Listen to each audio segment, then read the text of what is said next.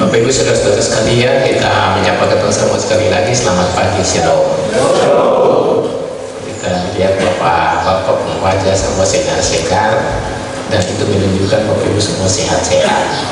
Pak Yus, kita lihat segar sekali kayaknya dibanding hari-hari kemarin. Kita percaya itu berarti tandanya kesehatan semakin baik, ya. Dan juga saudara yang lain, kita ketemu sama tetap sehat, segar, menjalani ketemu hidup dari hari ke hari. Kita bilang jangan ketemu terpenjara, pikiran kita jangan terpenjara, ya. Sekalipun raga kita dikungkung, tetapi pikiran kita, hati kita, jiwa kita, spiritualitas kita jangan dibatasi oleh tembok apapun. Biasanya kita kalau berkhotbah di sini banyak kali kita ambil ilustrasi dari kitab, dari cerita Yusuf, Bapak Ibu. Atau mungkin Bapak Ibu sudah bosan mendengar. Tapi hari ini Lembaga Pembinaan Jemaat GPM mengambil perikop dari Kejadian pasal 41 ayat 37 sampai 57 tentang Yusuf. Nah, di perikop ini kita lihat Yusuf dilantik oleh Firaun menjadi penguasa atas Mesir. Hebatnya Yusuf itu baru umur berapa tahun, Bapak Ibu? Di perikop bacaan kita tadi dia baru 30 tahun. Siapa di sini 30 tahun? Sabar. Semi Farjala. Semi mana? Semi besok berumur berapa tahun?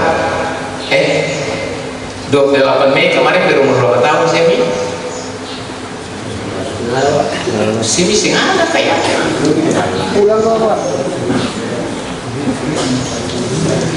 Bayangkan dia masih berumur 30 tahun, berarti sangat belia, Bapak Ibu. Kemarin kita dengar-dengar katanya DPR suruh ubah aturan lain, katanya untuk seorang kepala daerah bisa 30 tahun. Apakah dong sumber dari sini kak? Kemarin itu dong kepentingan kasih tahu. Tapi itu bukan urusan ketua untuk dibicarakan di sini. Cuma ini mungkin sebuah kesamaan saja, Bapak Ibu. Tapi apa yang betul lihat dari Yusuf? Hari ini dia dilantik menjadi penguasa atas Mesir. Tapi ketemu jangan dia dilantiknya dia saja, tapi sampai proses dia sampai dilantik jadi penguasa atas Mesir itu dia pun nasib begitu susah. Dia mengalami berbagai kesukaran, Bapak Ibu. Tuh. Memang itu Bapak Yakub paling manja dia, Bapak Ibu, dari saudara-saudara yang lain, karena itu saudara-saudara paling iri per dia. Makanya dia jual dia pada para pedagang Ismail, lalu dia dijual lagi di Mesir, dibeli oleh Potifar, dijadikan pembantu di rumahnya. Lalu istri Potifar memang naksir berat sama Yusuf, ingin selingkuh tipis-tipis di Yusuf, tapi Yusuf karena akhlaknya baik, dia tidak terpengaruh. Lalu dia difitnah, masuk ke penjara. Dia sudah dijual, sudah jadi budak, habis itu difitnah lagi oleh Potifar istri karena semua melayani dia. Lalu Yusuf sudah terima nasib saja. Di Mesir dia cuma peron pembantu, dia bukan apa-apa dan dia bukan siapa-siapa. Siapa yang mau membela dia? Sengaja, dan karena itu masuk penjara. Tapi dari penjara itu dia tampil jadi penguasa. Mengapa? Karena Tuhan memberikan kepada dia hikmat yang luar biasa. Dia punya sapa-sapa dan dia punya apa-apa. Seorang budak belian, atau bisa bayangkan Bapak Ibu, seorang budak belian itu dia punya harkat dan martabat itu ada. Kalau dia bikin kasus, siapa yang mau bela dia? Ada pembela yang mau membela seorang budak yang semua hati, atau bela dia juga, atau tidak apa-apa. Tapi itu cara Tuhan untuk membentuk dia.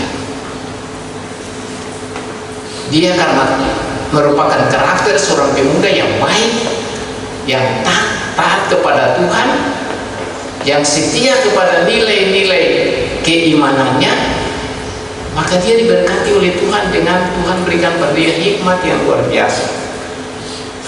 Di penjara dia pun taman dua bermimpi, juru roti dan juru minum. Lalu dia tanya Yusuf, dia cerita mimpi pada Yusuf. Yusuf bilang, yang satu kau nanti dikembalikan kepada si penjabatan, yang satunya lagi nanti dalam 3 hari kau digantung. Dan terjadilah seperti itu. Yang juru roti itu, dia kembali bertugas. Ketika Raja Firaun bermimpi, dia tanya semua orang Mesir, tapi ada para penguasa itu yang mampu menafsirkan mimpinya. Lalu Yusuf teman di penjara ini bilang pada Firaun, "Beta ada kenal seorang teman di penjara dan dia itu bijaksana. Mungkin ketemu bisa panggil dia untuk dia bisa menafsirkan bapak mimpi." Lalu dong panggil dia dari penjara. Datang Firaun menceritakan mimpinya kepada Yusuf, dan Yusuf menjelaskan bagaimana mimpinya, arti dari mimpi itu, bahwa akan datang 7 tahun kelimpahan dan 7 tahun kelaparan. Lalu dia usul kepada Firaun, kalau lihat di ayat 33 itu, ayat sebelumnya dia bilang di situ, "Oleh sebab itu baiklah tuanku Firaun mencari seorang yang berakal budi dan bijaksana dan mengangkatnya menjadi kuasa atas tanah Mesir. Baiklah juga tuanku Firaun berbuat begini, yakni menempatkan penilik-penilik atas negeri ini, dan dalam ke-7 tahun kelimpahan itu memungut 1/5 dari hasil tanah Mesir. Mereka harus mengumpulkannya sebagai bahan makanan dalam tahun-tahun yang baik dan yang akan datang ini, dan bahwa kuasa tuanku Firaun menimbun gandum di kota-kota sebagai bahan pangan serta menyimpannya." Lalu Firaun bilang, "Dari mana kau mendapat orang bijaksana seperti ini di Mesir? Bisakah kau dapat orang seperti ini?" Maka dengan begitulah Firaun mengangkat Yusuf sebagai penguasa di Mesir. Saya tahu itu jabatan apa. Kalau di Alkitab dulu dibilang mangku bumi atas Mesir. Tapi di sini itu terus saya tahu jabatan apa sebetulnya ya. Tetapi jelas dia seorang penguasa. Firaun bilang pada dia, "Perbedaan beta dan saya cuma tahta ini beta punya. Tapi di negeri Mesir ini tidak ada satu orang pun yang bergerak tanpa saya tahu dan seizin saya. Dan karena itu kita angkat Usai menjadi penguasa. Usai pun tugas utama dan misimu adalah menyelamatkan rakyat Mesir ini dari 7 tahun kelaparan yang nanti akan datang." Berarti otomatis Yusuf jadi penguasa paling tidak 14 tahun, itu minimal. 7 tahun selama masa kelimpahan itu, dan 7 tahun setelah masa kelaparan itu, dia jadi penguasa di situ. Dia penjabatan 2 periode berturut-turut, 7 tahun dan 7 tahun, 14 tahun. Dia misi adalah menyelamatkan orang-orang Mesir. Kita lihat apa yang dia buat Bapak Ibu untuk mengantisipasi dan menyelamatkan rakyat Mesir dari ancaman itu. Dia lalu mengambil kebijakan. Dia siapkan kota-kota perbekalan. Di setiap kota perbekalan itu, kota-kota itu dibangun gudang, bulog. Sekarang mungkin lebih keren dengan istilah bulog ya. Dibangun di setiap kota, hasil panen itu 1/5 dimasukkan di situ, masuk di gudang semua. Dan menurut kesaksian pembacaan kita tadi, hasilnya tidak terbilang, tidak terhitung, karena memang orang semampu menghitungnya. Dengan demikian semuanya bisa ditampung, dan untuk mengantisipasi dan menyelamatkan kehidupan seluruh orang Mesir di 7 tahun kemudian itu boleh diantisipasi dengan baik. Menurut kesaksian pembacaan kita tadi, kelaparan itu berlangsung di seluruh dunia. Di seluruh dunia terjadi kelaparan, tetapi di Mesir ada roti. Mengapa? Karena Yusuflah yang bisa menyelamatkan orang-orang Mesir.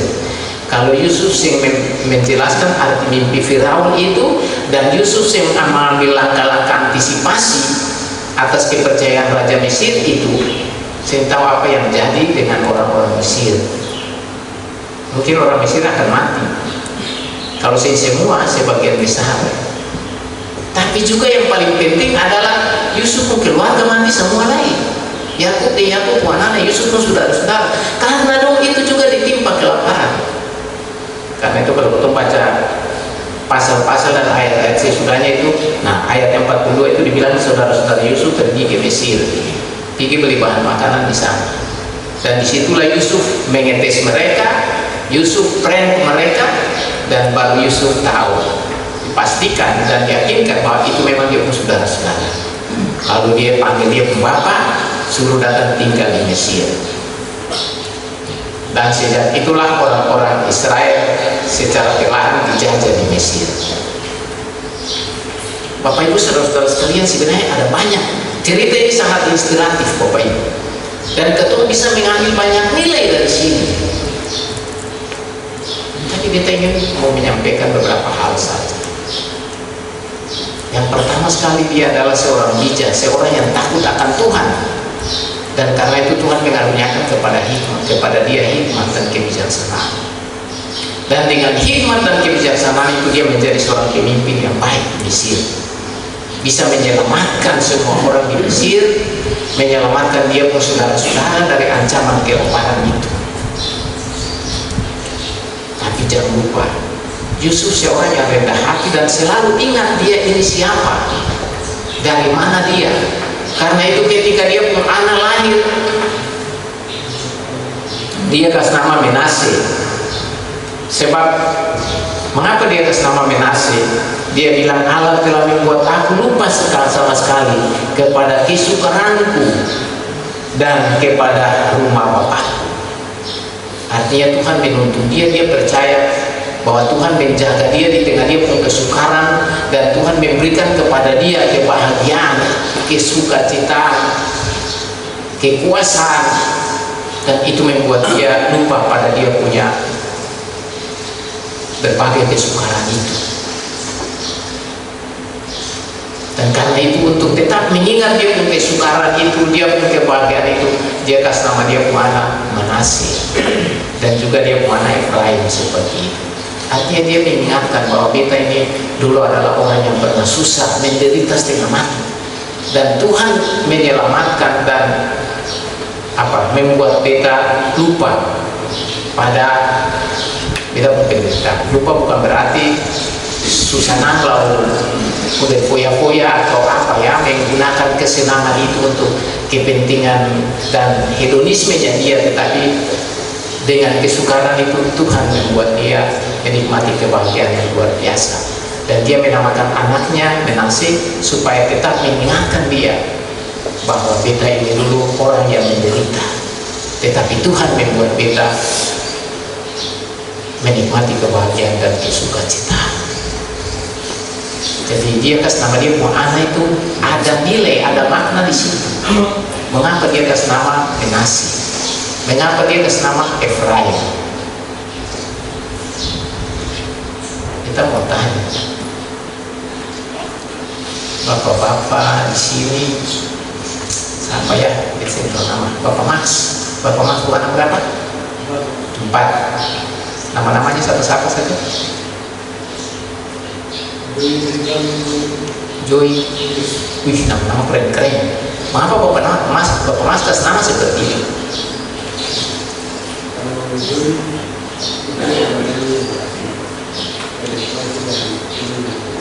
Oh gitu. Ketua kasih nama anak sekarang bapak-bapak, bapak ibu, lebih banyak ikut tren dan ikut keren. Kalau seorang penyanyi itu kita fans berat, kita kasih nama kita mana ibu itu.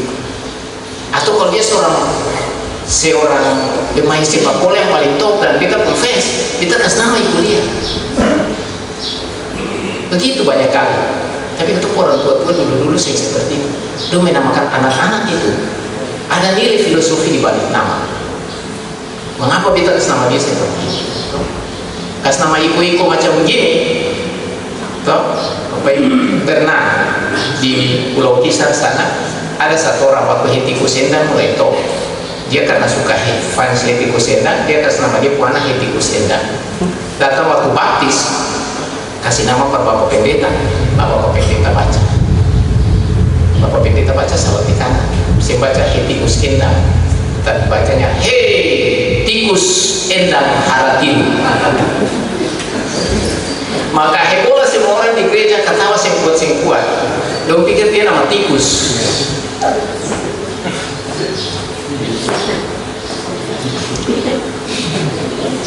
Sekarang nih ada yang nama Kaila, mungkin ada yang nama Raska, ada yang nama Toyota kan, macam-macam.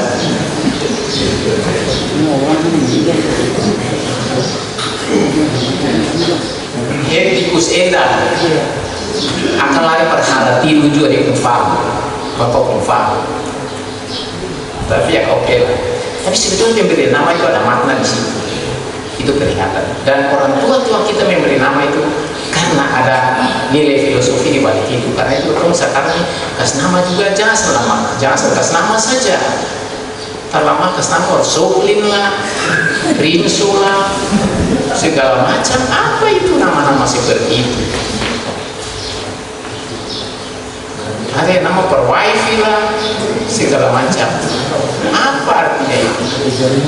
Yang ada yang lucu lah itu, tapi ini penting. Ada yang pikir pada tete nenek moyang-moyang itu nama jadi kumpulan nama paling banyak sampai tulis di ijazah semua saya buat semua mampu mengatakan nama bapak itu karena saking panjangnya. Tapi itulah pemberian nama itu punya nilai filosofi, dan bagi Yusuf itu juga berlaku seperti itu. Lalu hal yang berikut bapak ibu yang bisa kita pelajari dari sini, menjadi orang yang takut akan Tuhan itu selalu diberi hikmat untuk mengelola kehidupan dengan baik. Ketua hari ini menderita setengah mati, jangan terlalu ketua mengeluh soal itu, sebab mungkin saja itu cara Tuhan untuk memberi ketua untuk sebuah masa depan yang jauh lebih baik. Ya memang mungkin tidak semua hal seperti itu, tapi juga ada hal-hal tertentu yang Tuhan berencana ketemu semua saya tahu. Dan ketemu kehidupan ini ketemu saya tahu. Ketemu hidup kan masih panjang. Umur hidup kita banyak, anak-anak yang masih muda 20-30 tahun dan sebagainya. Kita kira jangan terlalu pesimis. Hari ini ketemu menderita sama dengan Yusuf menderita. Dia masuk penjara. Ketua sentral di penjara itu apa yang dipikirkan? Tapi menurut kesaksian Alkitab, dia itu tetap rendah hati, bijaksana karena dia setia kepada Tuhan. Dan Tuhan, apa yang Tuhan berikan pada dia adalah kasih hikmat pada dia, kasih kebijaksanaan pada dia. Itu yang orang lain saya miliki. Kalau kita belajar dari tokoh-tokoh Alkitab, Bapak Ibu Salomo, ketika dia berdoa pada Tuhan, sebelum dia berdoa, Tuhan bilang pada dia, pada hari ini Ose mau minta apa dari beta, akan beta kasih. Nyawa musuhmu kah? Atau kerajaan musuhmu kah? Atau apapun, silakan. Apa yang Salomo minta Bapak Ibu? Dia sih minta kekayaan, dia sih minta nyawa musuhnya, dia sih minta supaya dia punya kekuasaan langit, dia sih minta supaya dia punya musuh-musuh ditaklukkan. Tapi dia bilang begini, Tuhan berikanlah kepada aku hikmat untuk menimbang perkara dan memutuskan dengan adil. Itu saja dia minta. Apa yang Tuhan jawab pada dia? Karena engkau tidak meminta nyawa musuhmu, tidak meminta kekayaan atau umur yang panjang, maka aku akan memberikan kepadamu yang engkau mintakan, tapi aku akan menambahkan kepadamu harta kekayaan dan sebagainya. Itu yang diberikan Tuhan kepada Salomo. Dia minta hikmat, dia minta kekayaan. Kekayaan itu bisa didapat kalau betul berhikmat, kalau betul bijaksana. Tapi kalau betul pun kekayaan banyak, belum tentu betul berhikmat, belum tentu betul bisa mengelolakan dengan baik. Bahkan itu bisa saja menjadi sumber konflik untuk anak-anak kita kalau betul susah ada. Dong akan konflik dan dong akan saling bermusuhan, saling membinasakan satu dengan yang lain gara-gara warisan dari orang tuanya. Tapi Yusuf meminta hikmat, Salomo meminta hikmat, dan karena itu Tuhan memberikan kepada mereka melebihi apa yang mereka minta. Nah, mari kita belajar juga Bapak Ibu Saudara-saudara untuk menjadi orang-orang yang berhikmat, sebab hikmat itu penting. Hikmat itu membuat kita bijaksana, bisa memutuskan semua persoalan dengan baik, bisa mengantisipasi situasi-situasi terburuk di masa depan. Yusuf bisa membuktikan. Dia bisa menjadi orang yang luar biasa karena hikmat dari Tuhan untuk dia. Yang berikut, karena itu jadilah, usahakanlah supaya kita jadi orang-orang yang berhikmat Bapak Ibu. Kalau ketemu dapat hikmat, Tuhan kasih hikmat, maka berkat yang lain akan datang menyusul dengan hikmat itu sendiri.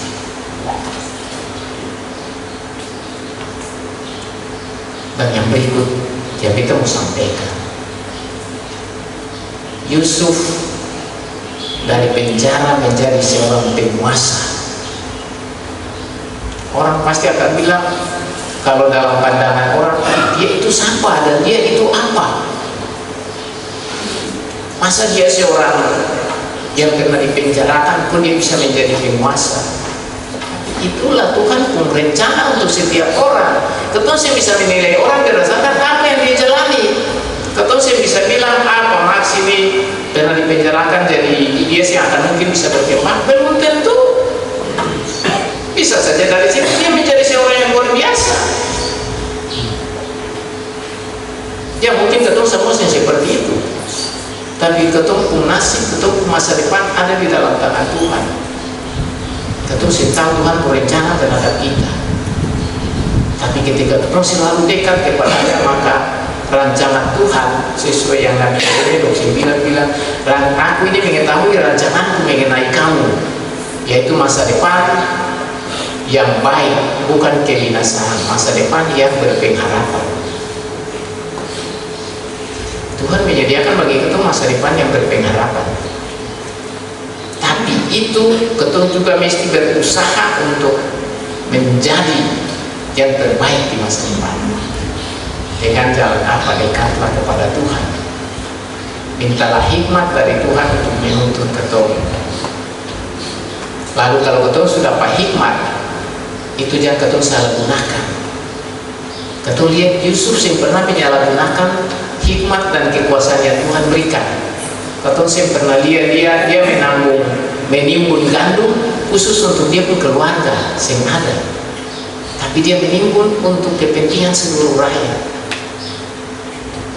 seluruh masyarakat Mesir, bahkan juga orang-orang dari dunia lain yang kelaparan datang kepada dia dan dia memberikan kepada mereka. Jadi dia jadi berkat yang luar biasa untuk bukan cuma orang Mesir, tapi juga untuk semua orang. Lihatlah. Padahal dia sebenarnya punya peluang. Dia bisa memanfaatkan itu untuk menjadi kaya dengan cara apa? Kalau dia bikin gudang untuk dia sendiri, orang datang di mana-mana kelaparan, hukum ekonomi yang berlaku adalah ketika kebutuhan naik, maka harga juga akan melonjak. Dan karena itu ketika tiba kelaparan, dia bisa jual dengan harga 2, 3, 4 kali lipat, tetap orang akan beli. Dia akan kaya raya dan kaya mendadak. Tapi itu dia yang lakukan. Dia mengutamakan keselamatan daripada. Bapak Ibu saudara-saudara, tadi cuma takut saja karena situasi dunia ini yang penuh gejolak, perang di mana-mana, maka betul kemungkinan akan menghadapi krisis juga. Bukan kemungkinan lain, tapi sepertinya sudah mulai. Beras mahal, semakin mahal Bapak Ibu. Tadinya cuma 300, tadinya 1 karung 25 itu 300 berapa? Belasan. Dia sudah melonjak sampai sudah mendekati angka 400.000 1 karung 25 itu. Itu juga kalau betul timbang sampai 25 kilo Bapak Ibu. Rupanya memang mafia beras masih sangat kuat sehingga bermain harga dan ketua rakyat yang menjadi susah. Karena itu kita juga mesti bijaksana mengantisipasi itu. Bagaimana caranya Bapak Ibu? Kita harus berusaha juga untuk bikin kabung supaya kita bisa punya ketahanan pangan yang kuat. Yang punya ketahanan pangan kuat itu orang-orang di kampung Bapak Ibu, karena dong bisa memproduksi sendiri dong punya kebutuhan, dong siap akan di lumbung.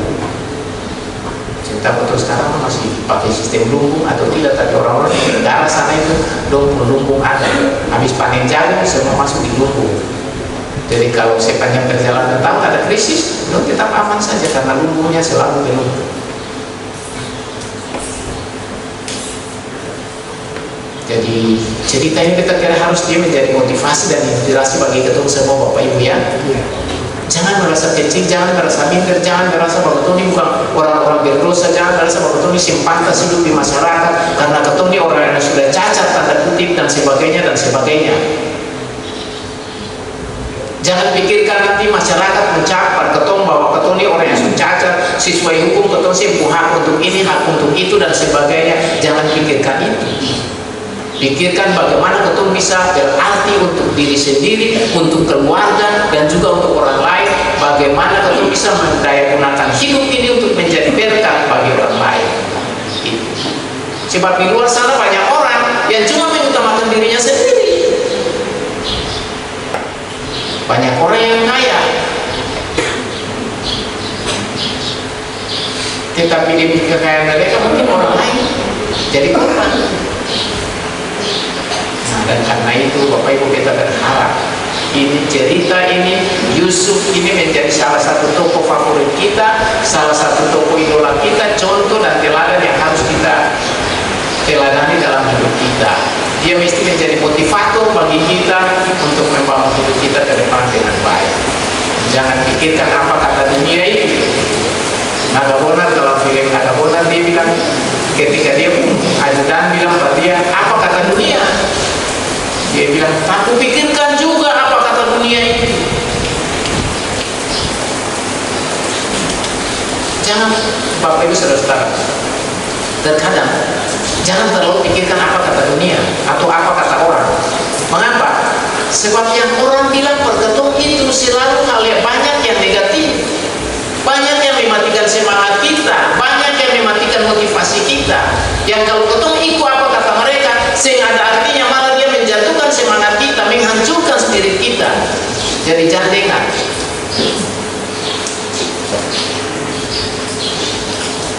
Lakukan apa yang menurut ketong baik dan menurut keyakinan kita baik dan benar di mata Tuhan. Kita tidak mengorbankan siapa-siapa, itu dari sebuah kebaikan. Lakukan. Hari ini mungkin 1000 orang akan mencaci kamu, karena yang betul ini adalah sesuai dengan ini. Tapi kalau itu sesuai kehendak Tuhan, lakukan. Carilah kehendak Tuhan dan jangan ikuti apa kata manusia. Sebab kalau kita bikin apa kata manusia, hari ini dong puji-puji ketong sampai langit ke-7, tapi besok ketika ketong bikin sesuatu yang sesuai dengan keinginan, dong akan caci maki ketorang. Jadi carilah apa kata Tuhan, jangan apa kata dunia. Sebab dunia menawarkan kepada kita kenikmatan, tetapi kenikmatan itu terkadang mengiring kita kepada kehancuran. Carilah apa yang dikehendaki Tuhan, sebab Tuhan pasti melakukan yang terbaik untuk diri. Jadilah orang-orang bijaksana seperti Yusuf, Bapak Ibu, yang bisa membangun hidup kita sendiri, keluarga kita, tetapi juga orang lain, supaya dari sini kita menjadi orang-orang yang bernilai bagi orang lain. Semoga Tuhan Yesus menguatkan dan memampukan kita semua, Bapak Ibu, untuk tampil sebagai orang-orang yang mengikuti teladan Yusuf. Amin.